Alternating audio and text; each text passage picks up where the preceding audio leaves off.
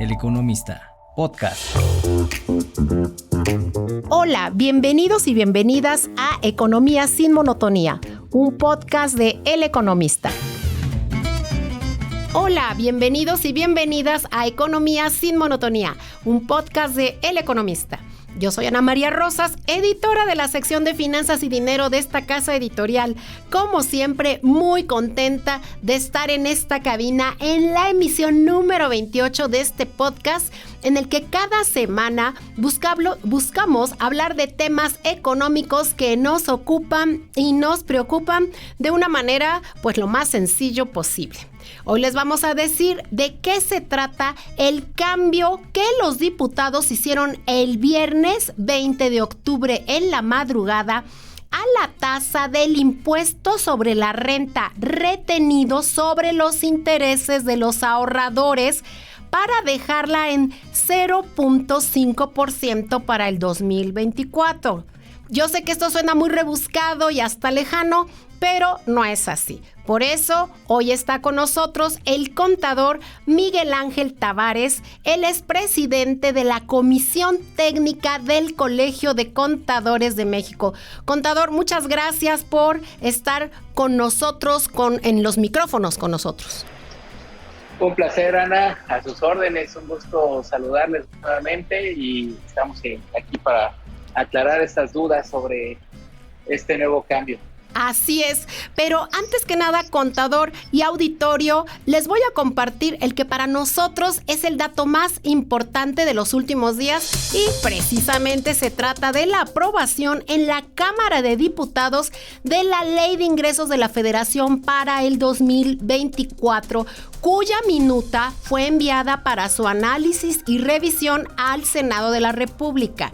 Así, el gobierno espera para el próximo año ingresos por 9.06 billones de pesos, de los cuales 1.9 billones de pesos provendrán de deuda. De esta manera, el gobierno federal solventaría 21.5 pesos de cada 100 pesos de su gasto con deuda. Si quieres saber más, lo invitamos a consultar la información completa en la edición impresa de El Economista y en su sitio web. Y ahora sí, vamos a entrar en materia. Como yo no soy una experta en temas fiscales, voy a darle la palabra desde el inicio al contador Miguel Ángel Tavares para que por favor le diga a nuestros escuchas en qué consiste esta retención, contador, y cómo lo podemos percibir. Por ejemplo, si yo tengo una cuenta de CETES o si estoy en un fondo de inversión, ¿esto qué significa, contador? Sí, con mucho gusto. Esta tasa de retención es, de alguna forma, es un mecanismo que agiliza el entero del impuesto derivado por la percepción de intereses, ya sea por intereses bancarios, intereses o rendimientos de cualquier instrumento. En este sentido, los bancos o cualquier institución que pague esos rendimientos a los ahorradores tiene esa obligación de retener un impuesto. Este impuesto retenido se puede acreditar o disminuir del impuesto que le corresponda pagar a cada contribuyente. Perfecto. En este sentido, sí. Hay que aclarar que esta tasa de retención es una tasa que se percibía con un incremento. El gobierno propuso que hubiera un incremento del 0.15 al 1.54, prácticamente 10 veces más. Fue aparentemente un crecimiento desmedido, un crecimiento que impactaría las finanzas de los ahorradores y afortunadamente, como ya bien lo anticipabas, el viernes pasado se aprobó en la Cámara de Diputados una disminución ahora del 50%. Sí, porque precisamente me decía una de mis compañeras de otra área del periódico, pero es que nos van a cobrar más por nuestro ahorro. Le digo, no te están cobrando más, te están reteniendo más. Y esto yo creo que es muy importante. Contador, ¿de cuánto es actualmente la tasa cuando ya voy a pagar mis impuestos? ¿De cuánto es actualmente? Sí, eso, haces una pregunta muy, muy apropiada. Y eso es algo que quita toda toda mala percepción. Fíjate, el impuesto sobre la renta en México, y eso no lo digo yo, lo dice la OCDE, la tasa del impuesto sobre la renta en México es del 30%, y la OCDE señala que la tasa promedio de Latinoamérica anda por debajo del 30%. ¿Eso qué quiere decir? Que somos un país con una tasa alta, hablando de empresas. Okay. Hablando de personas físicas, el ahorrador de a pie, el empresario, el empleado, el profesionista, que paga impuestos de manera individual como persona física, paga una tasa gradual de hasta el 35%, es decir, entre más ingreso, más tasa de impuesto tengo que pagar. Okay. ¿Esto sí qué significa? Llevando un ejemplo claro de intereses. Si yo percibo 100,000 pesos de intereses, ¿ok? Sí. Eso me van a retener ahora, ya no, dije el 50%, no, es el 0.5%. Sí, 0.5, ajá, ¿okay? Sí. Anteriormente, solo para que nuestros escuchas lo tengan claro, la propuesta era el 1.54. ¿Era 1.54 o 1.48? De 1.54%. Okay. Se redujo al 0.50 y el año pasado era del 0.15. Okay. Por eso decíamos creció muchísimo. Exacto. Y un dato interesante, fíjate, decíamos, es que estaba el 1.54, sí, o el 1.54, sí, pero fíjate que si vemos la tasa del 2019, del 2018, estábamos en 1.48.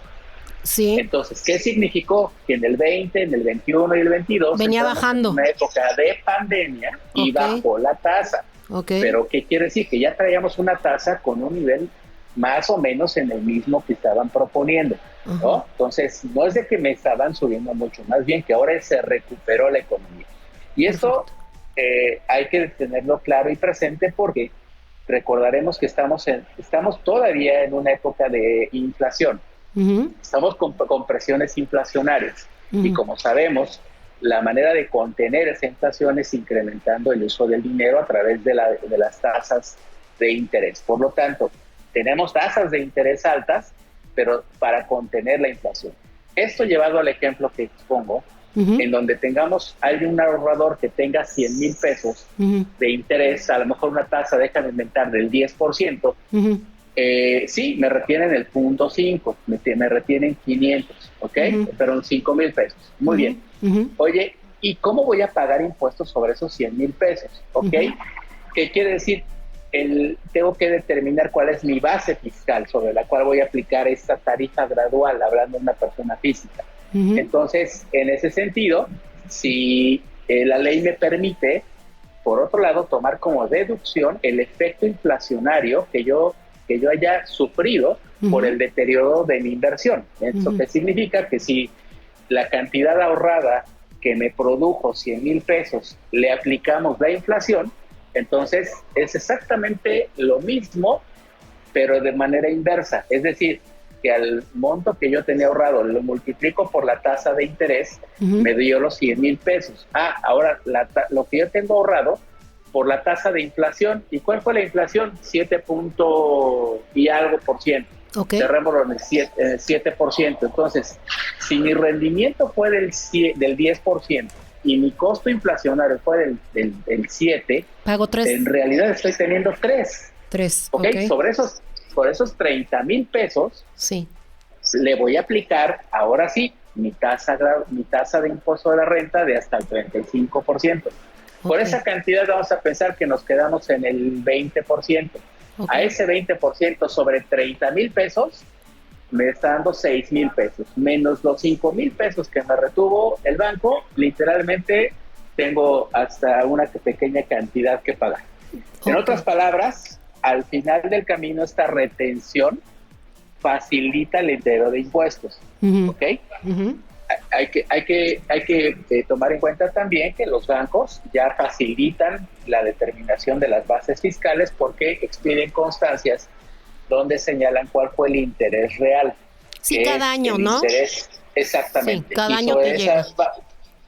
Y ese interés real es el equivalente a los 30,000 pesos que ya describí. Perfecto. Y esto aplica para cualquier tipo de inversión que yo tenga, llámese certificados de la tesorería, o sea, CETES, llámese que esté yo en un fondo de inversión. Así es, los bancos principalmente son todos el sistema financiero mexicano, formal desde luego, ¿no? Entonces esto es lo que... O sea, es cualquier ganancia. Por ejemplo, si yo tengo mi dinero en cualquier tipo de plazo o de pagaré, es esa retención la que me hacen cada año. Así es. Okay. La manera muy fácil y sencilla es a través del intermediario que sea, me da una constancia y ahí viene el interés retenido y el interés real, ¿no? Sí, porque de pronto hablamos y decimos, bueno, pero solamente para los inversionistas. Y yo no soy inversionista, yo soy ahorrador, ¿no? Entonces creemos que estamos al margen de esto y no estamos al margen de este tipo de situaciones. Y la otra pregunta también sería, del otro lado, pues yo diputado, que cuando estoy ahí en el alegato o en la argumentación en la tribuna, pues yo diputado salgo y digo, bueno, que el gobierno va a tener más dinero, pero es que el gobierno no tiene más dinero porque finalmente es lo que ahorramos, ¿no? O sea, enteramos, no creo que haga gran diferencia, esa es mi pregunta. Sí, no, esta diferencia de tasa del 0.5, del 1.48 que tú decías, o 1.54, no hace la gran diferencia. ¿Ok? Sí. Hay que recordar que esto es simplemente un mecanismo que facilita el entero de impuestos para los ahorradores contribuyentes. Sí, no hay que perder de vista también que hay muchos inversionistas que vienen, son algunos que le llaman capitales golondrinos. En donde si yo tengo dinero y tengo la facilidad de dejarlo en Estados Unidos y me da un rendimiento que es muy bajo, tenemos una tasa más baja en comparación con la tasa que me da México, pues yo prefiero llevar mi dinero a México, ¿no? Claro. Y a ellos también les aplica esa retención. Entonces no hay que perder de vista que esto también es una forma de incentivar la inversión en México a través de la retención de impuestos. Entonces, sí, sin duda nos sentimos que es un beneficio el que haya habido una disminución final, pero pues al final del camino también es un beneficio para extranjeros. Sí, nada más para que nuestros escuchas lo tengan claro, sí, es menos de lo que se propuso, pero es más de lo que te están reteniendo en este momento. Es correcto. Para hacerlo muy sencillo, teníamos hasta el año pasado el 0.15, ahora se va al 0.50. Perfecto. Prácticamente poco más de 3 veces de lo que ya estaba, no es un tema gravoso, ¿ok? Perfecto. Ahora, hay un tema que señalabas, un tema bien interesante al inicio, que estamos cayendo en un endeudamiento importante. Sí. Es correcto. Fíjate, la propia Ley de Ingresos de la Federación propone o señala que vamos a alcanzar un 14% de recaudación respecto del PIB. Sí. Fabuloso. Sin embargo, si consultamos lo que dice la OCDE respecto de los porcentajes de captación o de recaudación en términos porcentuales del PIB, México está o había estado en un 17%. Sí, baja bastante, ¿no? Ahora está bajando. Otro dato interesante es que México se ha movido más o menos por esos porcentajes, entre el 17, 15% del PIB. Y la gran pregunta sería, oye, ¿y cuál debería de ser el adecuado? Fíjense ustedes, lo que dice la propia OCDE, que la tasa promedio de retención, de captación en términos porcentuales del PIB debe de ser alrededor del 22%, ¿ok? Aproximadamente. Esto es para Latinoamérica. Entonces, de entrada, México está por debajo. Con ese 14 que proponen en la Ley de Ingresos para del 2024, el próximo año. O del 17% que traíamos de cifra al 2020, que esas son cifras que cualquier persona puede consultar OCDE, ¿no? Sí, están las gráficas de la OCDE, claro. ¿Y dónde está la media mundial? En el 33%. Entonces nos preguntamos, ¿por qué llegamos al 14, 17 teniendo pues una perspectiva del 33. Exactamente. ¿Okay? Exacto. Pues mira, esto me lo han preguntado muchas veces, ¿a qué se deberá? Que el gobierno no está haciendo su trabajo, no hay leyes suficientes. ¿En qué será? Mira, la recaudación sobre los grandes contribuyentes, que recordaremos que son cerca de 12,000, y estos aportan junto con las personas morales, que son 2,200,000, en conjunto aportan más del 70% de todas las recaudaciones. Así es. Somos un padrón de contribuyentes de 62 millones. ¿Qué quiere decir? Que en pocas palabras, 60 millones de personas físicas somos las que aportamos casi el 30%. Entonces, ya está agotado, ya tenemos mecanismos efectivos de recaudación a través del CFDI, estos mecanismos de recaudación a través de las retenciones que hacen los patrones. Ya tenemos mecanismos eficientes de recaudación a través de la automatización y el uso de inteligencia artificial y toda la tecnología al servicio del Estado. Entonces, ¿qué es lo que está pasando? ¿Por qué no llegamos hasta el 17%, a ese 22%, cuando menos? La respuesta es muy sencilla. Hay que trabajar ahora ya no en cobrarle más a los mismos, sino más bien el encontrar mecanismos para recaudar sobre la economía informal. Pero esto, ¿cómo se puede, cómo lo pueden hacer ustedes que analizan tanto y que estudian todo esto y que van a tantos foros? ¿De qué manera se puede hacer? Mira, hay muchas maneras. Yo creo que ya hay mecanismos, ya hay disposiciones que habilitan al gobierno a través del Servicio de Administración Tributaria para recaudar impuestos sobre actos de comercio. Voy a irme por algo muy sencillo. ¿Qué pasa cuando vas a un tianguis? ¿Cuántos tianguis hay en el país? Muchísimos. Ajá. ¿Qué porcentaje de la economía pues depende o se genera en esos lugares, en esos esquemas de comercio? Muchísimos. Bueno, pues hay un mecanismo donde se permite o se habilita a un funcionario del SAT para que con un gafete de identificación en un acto de flagrancia, donde se esté llevando a cabo un acto de comercio, pueda y exigirle al enajenante su inscripción al RFC. Si no, tiene los mecanismos para poderlo solicitar. Eso no lo hemos visto. Pero o sea, lo que usted me acaba de decir, a ver, o sea, la ley lo permite, pero ellos no están ejerciendo esta función. Es correcto. Okay. Así es. Okay. A ver, hay otro dato que lo escuchamos hace algunas semanas, no tiene mucho. ¿Quién es el segundo empleador más grande de este país? ¿El segundo empleador? Pues no lo quiero decir, pero... Pues yo tampoco, pero bueno. Sí. Entonces, la pregunta es, ¿dónde están las autoridades exigiendo el impuesto sobre la renta retenido, ¿no? A esos empleados? Entonces, es un tema bien interesante, no es una solución mágica, es un tema... reitero, no es un tema de falta de leyes. Las leyes que tenemos, llevamos 2 años sin reformas fiscales.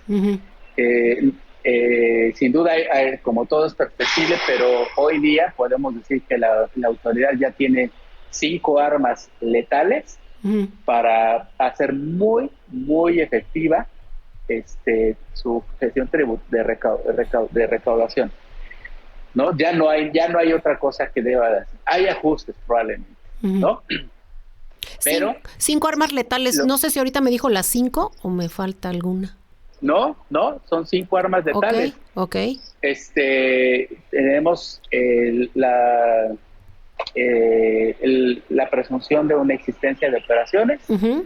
La segunda es las auditorías que tiene a cabo, que tiene esas facultades para llevar a cabo auditorías, requerimientos. Sí. Tiene la facultad de expedir de alguna forma todos los mecanismos preventivos para poder hacer la fiscalización muy eficiente, ¿no? El delito de defraudación fiscal, que ya viene cada vez más pues con más ahínco, y la razón de negocios. Son conceptos o definiciones que hacen poderosa la función del SAT.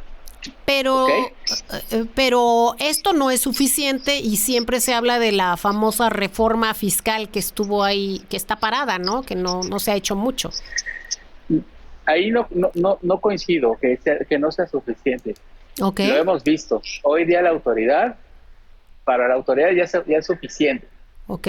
Desde mi punto de vista, no le demos más ideas, por supuesto, ¿no? Ajá. La intención es que ya tiene esas 5 armas poderosas. Eso lo presume claramente la Procuraduría Fiscal de la Federación. Exactamente. Entonces, ellos están muy tranquilos. Hoy día, cuando la autoridad quiere cobrar impuestos, lo hace. Veamos qué pasó hace no mucho. Una artista famosa de Monterrey que canta una canción de zapatos viejos, ¿no? Ajá. Salió una publicación de que debía 500,000 pesos de impuestos. Claro. ¿Lo puede hacer? Claro que lo puede hacer, ¿no? Sí. La autoridad ya tiene nada más, pica un botón y ya tiene toda la información y tiene todas las herramientas jurídicas para poder cobrar efectivamente su comisión de impuestos.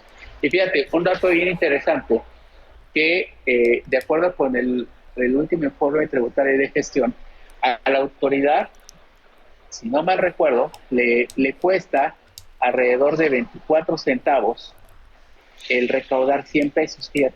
Sí. Y lo repito, porque Pero a ha lo mejor mejorado puede pero ha mejorado, ¿no? Antes le costaba más, hay que decirlo, ¿no? pero eso hace mucho tiempo, ¿no? Exactamente. Hoy día, afortunadamente para la autoridad, no, ya no le cuesta. ¿Y eso a qué se debe? Pues no quiero hablar de terrorismo fiscal porque no estamos en esas Me condiciones. quitó la palabra de la boca. Me quitó la palabra de la boca. Pero no es terrorismo fiscal. Ok. Para mí terrorismo fiscal es cuando agarran a todos parejitos. Exacto. A los buenos, a los malos y a los regulares. Y no estamos en esa condición. Okay. Pero afortunadamente la autoridad está haciendo su trabajo a través de mecanismos que facilitan el cumplimiento de obligaciones fiscales. ¿Y eso qué significa? Pues significa que te llega una amable y atenta invitación para que corrijas tu situación fiscal, porque los CFDIs que expediste no coinciden con lo que tú declaraste, o las retenciones de impuestos de tus trabajadores no coinciden con lo que la autoridad recibió. Si son diferencias por procedimiento, si son diferencias por algún mecanismo no claro en la ley, bueno, pues entonces el contribuyente pues termina pagando, y él quien dice, pues es mejor pagar y luego explicar, ¿no? Claro. No quieren nada. ¿Y esto por qué? Pues porque tienes dos armas detrás muy efectivas. Fíjate, lo primero que hacen es suspenderte el uso de sellos digitales. ¿Y eso qué significa? Pues que simplemente no te dejan facturar. Y Exacto. tú dime qué contribuyente, qué empresa, qué comerciante. No, pues te dan en la torre, ¿no? Sí, pues claro. te para la operación, claro, ¿no? Claro. Es por un lado. Y luego si tú eres un contribuyente que expide facturas de exportación o que compra bienes de origen extranjero, pues también te pueden suspender o cancelar el padrón de importadores. Imagínate, o te paran la compra de mercancías o te paran la expedición de facturas. Entonces, con esas dos pequeños ejemplos. Voy y pago, ¿no? Pues, me pongo al corriente. Pues vas y pagas. Por supuesto, claro. Por supuesto. Entonces, por esa razón se explica por qué le sale tan barato a la autoridad el cobrar. Ya no tiene que abrir una auditoría, ya no tiene que disponer de recursos ni dirigir un ejército de gente para poder determinar una presunta omisión. Solitito el contribuyente hace... Voy y me pongo al corriente. Vas y te pones al corriente y listo, ¿no? Sí, y es por eso que estos casos de los grandes contribuyentes que todos conocemos, que no voy a decir porque luego vienen y me reclaman, pues ellos obviamente pues estábamos hablando de montos muy importantes y por eso hicieron la diferencia hace un par de años, ¿no? En esta recaudación de los grandes contribuyentes, que de por sí, usted lo acaba de decir, representan el 70% de la recaudación. Ellos solitos el 50%. Ah, sí, y el otro 20% de las personas morales, que también son muy pocas. ¿Cuántas personas morales? Nada más repítalo para que 2.300.000 personas. Y se quedan los morales. otros, y los otros 60 millones, pues se quedan con este 30%, ¿no? Nos quedamos, no vayan a creer que somos grandes contribuyentes usted y yo, y creo que no es el caso, ¿no? Entonces, sí, no, y esto hace sentido. Déjame darte un dato, porque esto no nada más son datos aislados, también hay que comprobarlos. Fíjate, si vamos a las cifras del INEGI del año 2022, sí. ¿Cuántas personas ganan 26,000 pesos? Números cerrados ahora ahí en U más U, salarios mínimos, etcétera. 26,000 pesos para arriba. ¿Cuántas personas tú crees que hay? Pues la verdad es que no recuerdo, mejor no lo digo. Somos cerca de 98 millones de personas, de mexicanos, con una actividad económica que estamos activa. En el RFC, ¿no? Que tenemos RFC. No, en el RFC somos 80. Ah, es cierto. Somos 80 millones. O sea, estamos hablando de la PEA, de la población económicamente activa. Es correcto, okay. Somos 98 millones, ¿no? Perdón. Cifras a finales del año pasado. Sí. Y de esos 98 millones, ¿cuántos crees que ganan 26,000 pesos para arriba? Pues han de ser la tercera parte. Me encantaría. Muchísimo menos. Hago a mucha gente. Sí, ¿y qué crees? ¿Y sabe qué? Que yo me la tendría que saber, pero me agarró fuera de lugar. Fíjate. La tercera parte serían 30 millones. Ojalá, si México tuviera 30 millones que ganan 26,000 pesos para arriba, sería una maravilla. Que este país ya entraría en el ranking del G8. ¿Y fíjate, cuántos somos? No, somos 900,000 personas. O sea, menos de 1 millón. Menos de 1 millón. No, pues estamos en el hoyo. Por eso luego nos preguntamos tantas cosas en términos de equidad, de justicia social, ese es otro gran de tema. Diferencia de clases, y esto se refleja en las estadísticas de recaudación que da el SAT. Por eso te digo, hay que contrastar esta información, ¿no? Entonces, en este sentido, si tenemos una gran población que tiene pocos ingresos, pues imagínate, por eso se explica por qué habemos 60 millones que incluso ganamos menos de 26,000 pesos y el gobierno hace su trabajo a través de los mecanismos de recaudación que hacen los patrones. Entonces, es ahí donde el gobierno, justamente con este mapa, pues tiene una gran oportunidad para incentivar el crecimiento y desarrollo en otras áreas, ¿no? Contador, de verdad nos ha usted dado una cátedra fiscal en todo este tiempo. Le agradezco mucho que se haya tomado el tiempo. Sabemos que es usted una persona muy ocupada y bueno, nos habló de la tasa del ISR retenido sobre los intereses que tanto le importaba a nuestros escuchas, pero también nos habló de temas muy interesantes como la economía informal, como las herramientas o las armas de recaudación que tiene el Servicio de Administración Tributaria. Ha sido enriquecedor. Muchísimas gracias por su tiempo y esperamos pronto volver a conversar con usted. Ha sido con mucho gusto. Muy importante para nosotros. Un deleite, le iba a decir, para nosotros. Un placer. Ajá, no, hombre, sí. Nada de eso. Y mira, aprovecho para decirles, actualmente estoy en el foro mundial de la International Fiscal Association. México está siendo anfitrión en Cancún. Vamos a estar toda esta semana y se reúnen aquí pues toda la comunidad fiscal internacional. La crema innata, como les digo yo.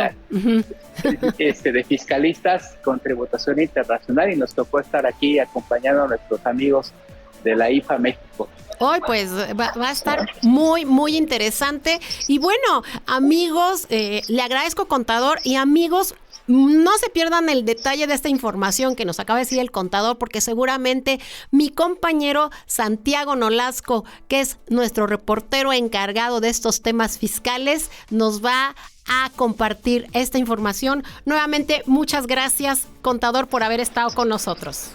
Un placer. Amigos, amigas, yo me despido y les agradezco como siempre que nos brinden su tiempo. Los invito a suscribirse al Economista para que reciban el periódico en su casa, en su oficina y puedan leer toda la información de la discusión del paquete económico que, como les he dicho en otros podcasts, es el documento más interesante y con el que trabaja el gobierno federal durante todo el año. Bueno, en general, el equipo de reporteros de este diario, los columnistas y articulistas estarán emitiendo sus opiniones, valga la redundancia. Por eso los invitamos a suscribirse. Como siempre, también los invito a escuchar la oferta de podcast del Economista en las distintas plataformas como Amazon, Spotify y YouTube. Yo soy Ana María Rosas. Hasta la próxima. El Economista, podcast.